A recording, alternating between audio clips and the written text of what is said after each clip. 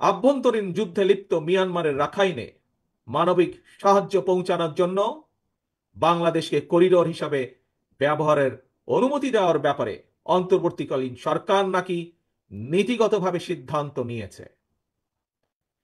দেশের স্বাধীনতা সার্বভৌমত্বের সঙ্গে জড়িত এমন একটি স্পর্শকাতর বিষয় সিদ্ধান্ত নেওয়ার ক্ষেত্রে অন্তর্বর্তীকালীন সরকার কিন্তু জনগণকে জানায়নি।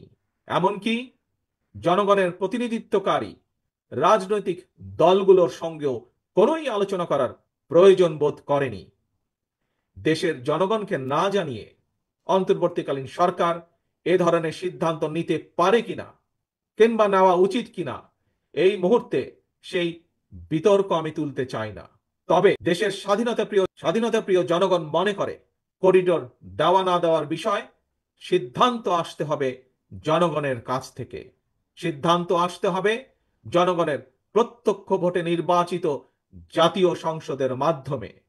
এ ধরনের পরিস্থিতিতে গণতান্ত্রিক বিশ্বের দেশে দেশে এটাই নিয়ম, এটাই রীতি। আমাদের বক্তব্য স্পষ্ট, বিদেশিদের স্বার্থ রক্ষার স্বার্থে নয়, অন্তর্বর্তীকালীন সরকারকে সবার আগে দেশের জনগণের স্বার্থ নিশ্চিত করতে হবে। কারণ মিয়ানমার, ভারত, পাকিস্তান কিংবা অন্য কোনো দেশ নয়, সবার আগে বাংলাদেশ।